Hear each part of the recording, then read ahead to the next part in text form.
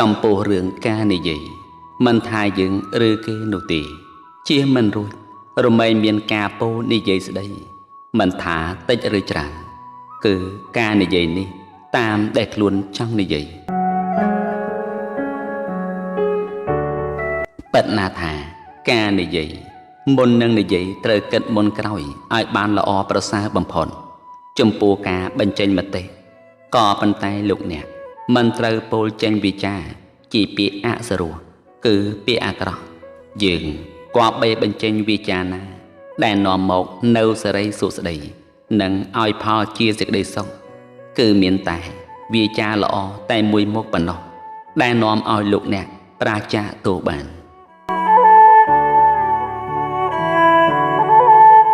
ការនិយាយដល់រឿងដែលល្អវាជាការនាំមកឲ្យយើងនេះរស់នៅមានសេចក្តីសុខពិតប្រាកដសុខទាំងខ្លួនឯងនិងសុខទាំងអ្នកដទៃវាជាការប្រពៃណាស់សម្រាប់មនុស្សគ្រប់រូបដែលគួរគប្បីរៀនកាន់យកក្នុងការប្រណិប័តរៀនរៀបពាក្យដែលជាចរិយាមារយាទសម្បត្តិប្រកបដោយពាក្យសម្ដីខ្លីខ្លឹមថ្លៃថ្នូរមិនញ៉ាំងខ្លួនជាអ្នកពោលពាក្យអសរោះដែលជាវិចារអាក្រក់មិនមានពាក្យត្រគោះបបោកមានវិចារល្អតែម្យ៉ាងពោលគឺនិយាយប្រកបដោយពាក្យសច្ចៈទៀងត្រង់ហើយមិនបំភ្លើបំផ្លាញជាមួយនឹងការនិយាយពាក្យមិនពិតបុគ្គលដែលពោលវិចារល្អការនិយាយទៅដល់ជនទូទៅរមែងធ្វើឲ្យអ្នកស្ដាប់កើតការជ្រះថ្លាជាទីគាប់ចិត្តនៃជនច្រើនគ្នាតែងនាំឲ្យកើតសេចក្តីស្រឡាញ់និងគោរពរាប់អាន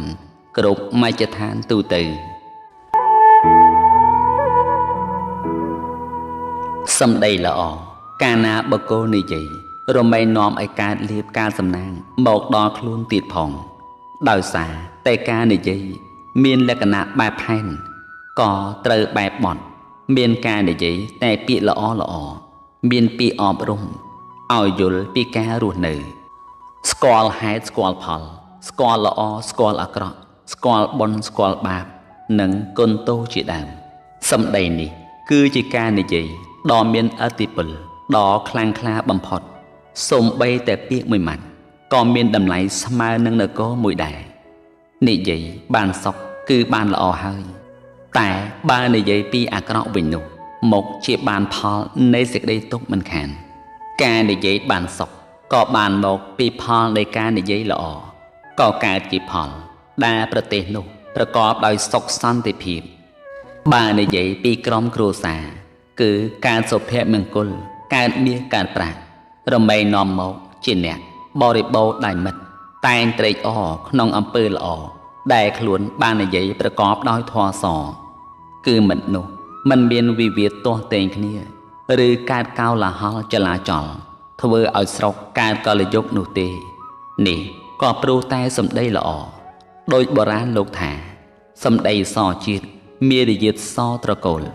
ចំពោះសម្ដីសជាតិគឺបានដល់ជាតិពូជពងណាដែលនិយាយទៅអ្នកដទៃប្រកបដោយពាក្យល្អល្អមិនមើលងាយអ្នកដទៃឬជាតិសាសន៍ដទៃឡើយ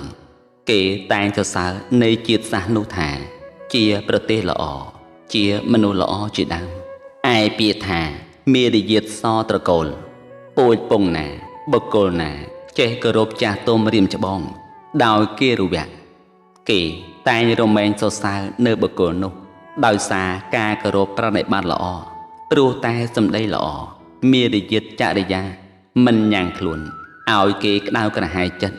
ទាំងខ្លួនឯងនិងអ្នកដទៃហើយមានចរិយាមារយាទរៀនរៀបរឹកល្អប្រពៃអ្នកដទៃឃើញហើយមិនទាស់ភ្នែកឡើយសំខាន់ណាស់វាចាដែលល្អវាចាដែលពោលត្រូវតាមធម៌តាមវិន័យត្រូវតាមច្បាប់ទម្លាប់មិនដឹកនាំឲ្យប្រើអាជ្ញាមិនកើតការប្រគួតប្រកាន់កើតចំនួនញុះញង់ទាស់ទែងគ្នាឬខ្វែងគំនិតគ្នាឡើយទាំងនេះក៏ព្រោះអ្វីក៏ព្រោះតែវាចាល្អតែងដឹកនាំឲ្យអ្នកស្ដាប់ចូលចិត្តគប់ចិត្តពេញចិត្តតែម្យ៉ាងក៏ព្រោះតែសម្ដីល្អនោះព្រោះមានលំអនៃបទខាងដើមទាំងកណ្ដាលទាំងខាងចុងមានការនិយាយជារបៀបមានធម៌អប់រំឲ្យមនុស្សជាតិដើរក្នុងផ្លូវជីវិត ដែលប្រកបដោយផ្លូវត្រឹមត្រូវស្ថិតនៅក្នុងអំពើល្អមានសុជីវធម៌ប្រចាំជីវិត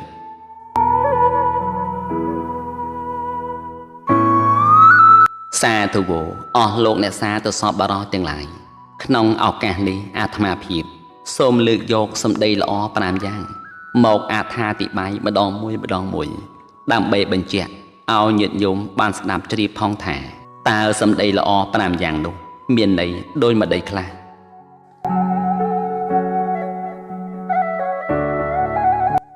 បើលោកអ្នកទៅកាន់ទីណាក៏ដោយ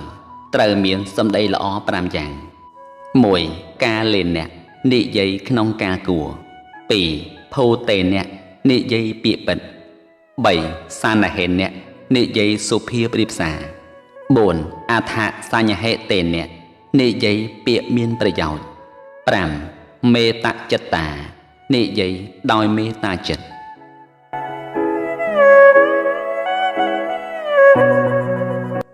1. ការលេងអ្នកនិយាយក្នុងការគួរចំពោះការនិយាយយើងត្រូវមើលពីពេលវេលាមានការនិយាយដោយពីរោះប្រកបដោយពាក្យមានប្រយោជន៍ស្ថិតនៅក្នុងវាចាពិតគឺវាចាផ្សះផ្សាមួយវាចាឲ្យកើតធម៌សាមគ្គីមួយវាចាដែលល្អគឺជាវាចាស្គាល់ប្រមាណក្នុងកាល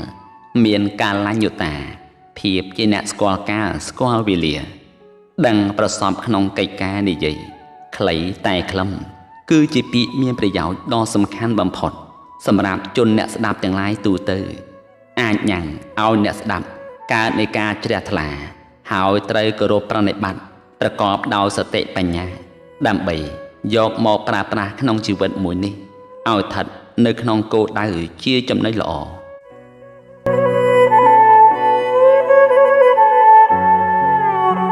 បុរាណលោកពោលថាសម្ដីកំពុងពីរោះតែកំពូលឲ្យហួសកាលពិតណាស់ការពោលឬការនិយាយឲ្យហួសកាលនេះបើទោះបីជាបុគ្គលនោះនិយាយបានល្អឥតខ្ចោះយ៉ាងណាក៏ដោយក៏ទៅជាមិនល្អដែរព្រោះដោយសារតែការនិយាយច្រើនអាចសាបសូន្យចាកគុណតម្លៃខូចប្រយោជន៍ទៅវិញទេប្រៀបបីដូចជាទឹកភ្លៀងដែលធ្លាក់ពីលើមេឃតែងជាទីត្រេកអរនៃមនុស្សទាំងឡាយច្រើនគ្នាតែបើភ្លៀងនោះធ្លាក់មកច្រើនថ្ងៃច្រើនយប់ឥតស្រាកស្រានសោះមិនជាទីត្រេកអរនៃជនទាំងឡាយនោះដែរក៏ព្រោះតែភ្លៀងច្រំដែលហួសកាលហួសវេលាយប់ក៏ភ្លៀងថ្ងៃក៏ភ្លៀងមនុស្សម្នាទាំងឡាយសឹងតែប្រកបកិច្ចការងារអ្វីមិនបានសម្រេចដោយសេចក្តីប្រាថ្នារបស់ខ្លួនម្ល៉េះហើយក៏កើតការនឿយណាយធុញទ្រាន់គ្រប់គ្នាតែម្ដងយ៉ាងណាមិញចំពោះការនិយាយយើងត្រូវមើលពីពេលវេលាឯម្យ៉ាងទៀតការនិយាយនោះមិនត្រូវស្ងៀមគ្រប់វេលាផងដែរដោយពេលដែលត្រូវគេសួរត្រូវដោះស្រាយនៅបញ្ហានោះយើងត្រូវពោលដោយគោលកំណត់ល្មមអាចថា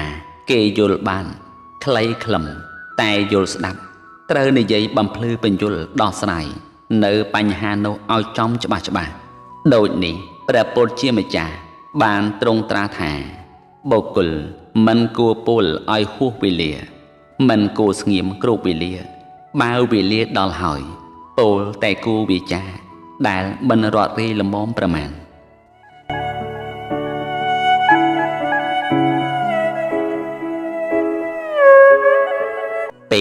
ភូតេអ្នកនិយាយពាក្យពិតណាស់មនុស្សមានអណ្ដាតតែមួយដែលគេក្រលាស់ចេញមកជាផ្លែជាផ្កាប្រសិនបើអណ្ដាតនោះក្រលាស់មកល្អសម្ដីនោះពិតជាល្អហើយបើក្រលាស់មកអាក្រក់ទេសម្ដីនោះពិតជាអាក្រក់មែនសម្ដីល្អពីរោះមិនសំដៅដល់សម្លេងល្អនោះទេគឺសំដៅដល់នៃការពោលនិយាយស្ដីតែពាក្យណាដែលល្អបើសម្លេងល្អមានទឹកដមល្អហើយការពោលឬការនិយាយនៃពាក្យល្អនោះការនិយាយនោះរត់ទៅវិសេសក្រៃលែងទ្វេដងថែមទៀតតែបើសម្លេងល្អហើយការពោលឬការនិយាយចេញមកសុទ្ធតែពាក្យកុហកឬក៏ពាក្យត្រគោះបោកបោកជាពាក្យអសុរោះគ្មានបានការប្រយោជន៍អ្វីនោះក៏ឈ្មោះថា ការពោលឬការនិយាយនោះមិនល្អទេចំពោះសំឡេងមិនពីរោះមែនតែការនិយាយរបស់គេមានខ្លឹមសារសារៈសំខាន់ណាស់ជាពាក្យពិតជាពាក្យប្រកបដោយប្រយោជន៍គឺជាពាក្យដែលមានខ្លឹមសារ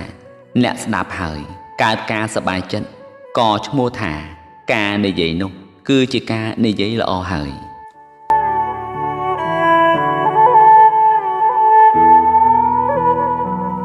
ព្រះពុទ្ធជាម្ចាស់បានទ្រង់ត្រាស់ថា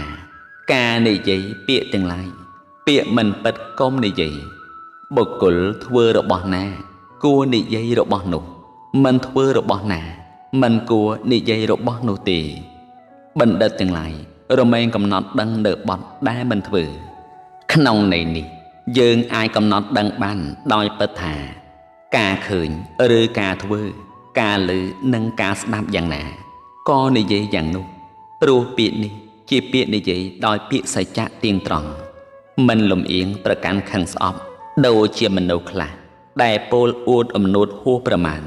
តែងភូលកុហកបោកប្រាស់នឹងអ្នកដទៃរឿងមិនពិតថាជាពិតរឿងពិតថាមិនពិតដែលធ្វើឲ្យខ្លួននោះคล้ายជាមនុស្សក្រឡេកក្រឡុចមានចរិតមិននឹងណខលខូចថោកទាបទម្លាប់ខ្លួនអាក្រក់តាំងពីតូចរហូតដល់ធំធ្វើអ្វីឬនិយាយអ្វីស្ទើរតែពាក្យឥតប្រយោជន៍ឥតបានការមានតែពាក្យកុហកមានតែពាក្យក្តៅក្រហាយមូម៉ៅដល់ជនទាំងឡាយម្ល៉េះហើយអំពើនៃការនិយាយក្នុងការកុហកនេះក៏ធ្វើខ្លួនឯងសាងសត្រូវដោយខ្លួនឯងធ្វើឲ្យជីវិតរបស់ខ្លួននេះជាប់គុកជាប់ច្រវាក់ជាប់ខ្នោះជាដើមទោះដោយសារតែមាត់របស់ខ្លួនមិនស្អាត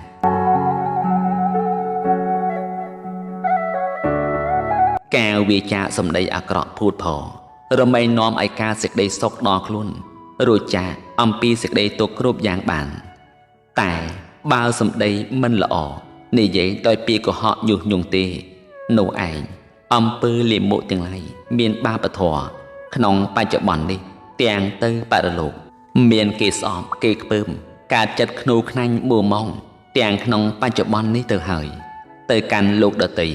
ក៏ធ្លាក់នរកសោយនៅផលកម្មអាក្រក់នោះមិនខានចំពោះមនុស្សដែលបញ្ចេញវាចាអាក្រក់បាននិយាយត្រឹមតែមាត់ការនាំមានរឿងកើតទុក្ខភ័យដល់ខ្លួនឲ្យកើតវិវាទទាស់តែងគ្នាខូចប្រយោជន៍ទាំងលៀបយុះមុខមាត់ក៏ព្រោះតែសម្ដីអាក្រក់រមែងឲ្យអ្នកដទៃស្ដាប់ហើយកើតការក្តៅក្រហាយចិត្តព្រោះតែការនិយាយបំបែកបំបាក់ក្នុងភាពសាមគ្គីធម៌ទាំងជាមិត្តរួមអាជីពមិនថាឆ្ងាយឬចិត្តនោះទេគេតែងតែឌីលស្អប់ខ្ពើមគុំគួនខូចប្រយោជន៍ក្នុងបច្ចុប្បន្ននេះក៏ដោយសារតែសម្ដីមិនល្អនិយាយចេញហើយមិនបានគិតក៏កើតនៅសេចក្តីទុក្ខក៏ព្រោះតែសម្ដី4សន្ហេនៈនិយាយសុភាប្រៀបសារការពោលនៅពាក្យដែលនិយាយទៅមិនខ្ជះខ្ជាយលេឡោះឥតអំពើគឺនិយាយដោយពាក្យមានប្រយោជន៍មិនត្រូវនិយាយដោយពាក្យឥតបានការនិយាយឲ្យកើតជាប្រយោជន៍គឺនិយាយយ៉ាងណាប្រព្រឹត្តយ៉ាងនោះរៀបរឹកចរិយាមារយាទមិនឆ្មាំងឆ្មៃត្រូវមានការគោរពអោនក្រាបមុននឹងការគោរពអ្នកណាម្នាក់ត្រូវមើលនៃវ័យទាំង3មានក្មេងចាស់ជាដើមហើយនិយាយទៅកាន់វ័យណាដែលសមស្របក្នុងសភាពបត់បែនតាមកលៈទេសៈក្នុងចំពោះការពោលនៅវាចាត្រូវបញ្ចេញវាចាល្អតែម្យ៉ាងគឺជាការប្រពៃកុំបញ្ចេញវាចាអាក្រក់ដល់គេកាលបើគេខឹងស្អប់ក៏នឹងកើតរឿងរ៉ាវស្មុគស្មាញចិត្តនាំឲ្យកើតទុក្ខទោសដល់ខ្លួនការពោលដោយវាចាសុភាពគឺវាចាដែលមិនលេះឡោះវាចាពីរោះវាចាមិនញុះញង់មានវាចាជាទីស្រឡាញ់នៃជនច្រើនគ្នាត្រូវធ្វើខ្លួនឲ្យជាអ្នកមានសម្ដីមានគំនិតល្អមានចិត្តគោរពកោតខ្លាចមានភាពស្រឡាញ់រាប់អានដោយការគោរពអ្នកដទៃនិងខ្លួនឯងទៅវិញទៅមក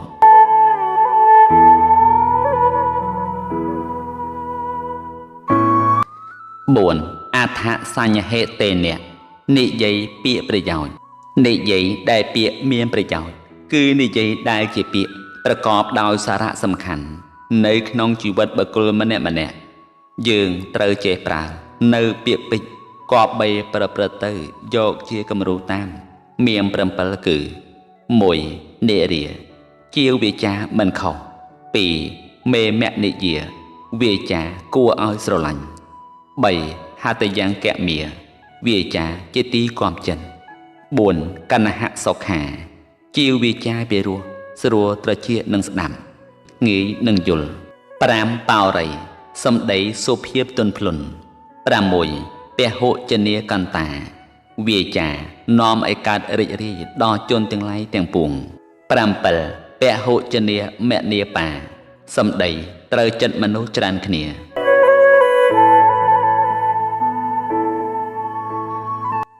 វាចាដែលមានប្រយោជន៍ការបានស្ដាប់ហើយ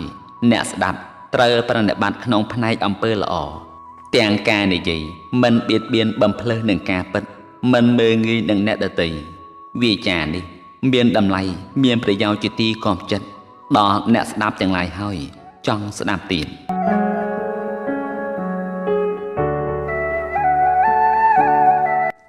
5មេត្តាចិត្តនិយាយដោយពាក្យមេត្តា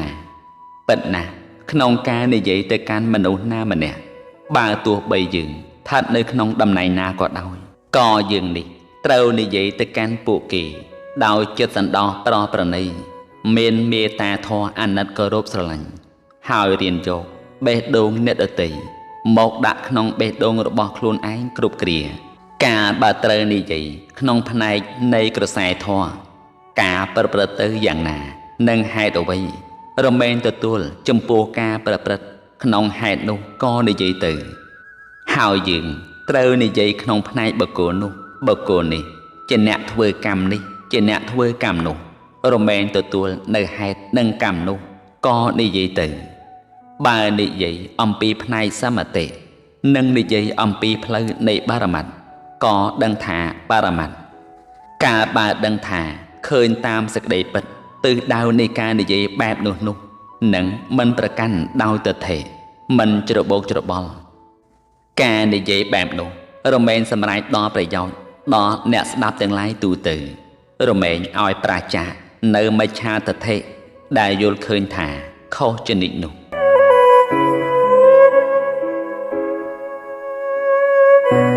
ចំពោះការនិយាយដោយសេចក្តីអាណិតការមិនប្រព្រឹត្តល្មើសចំពោះគឺសច្ចៈវាចាត្រូវរក្សាក្នុងគុណតម្លៃរក្សាក្នុងអំពើល្អក្នុងខ្លួនជានិច្ចមិននិយាយចេញពីមាត់អត់ប្រយោជន៍មិនប្រព្រឹត្តល្មើសចំពោះសតិសម្បញ្ញៈមានគំនិតដែលចេះគិតខុសនឹងត្រូវល្អឬអាក្រក់ព្រោះថាមនុស្សដែលមានសិល្បៈគឺជាមនុស្សដែលមានស្នាដៃរបស់មនុស្សគឺជាការងារនៃមនុស្សល្អដែលកំពុងធ្វើកំពុងនិយាយកំពុងប្រណិប័តរៀបចំមេរយាទចរិយាសម្បត្តិរបស់ខ្លួននៅក្នុងគោលគំនិតនៃធម៌សជានិច្ច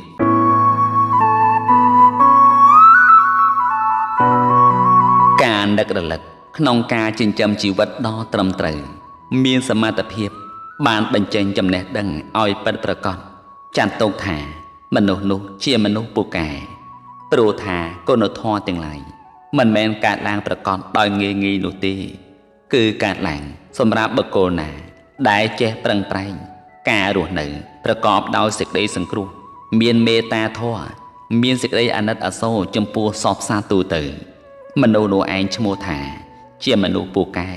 ហើយល្អទៀតផង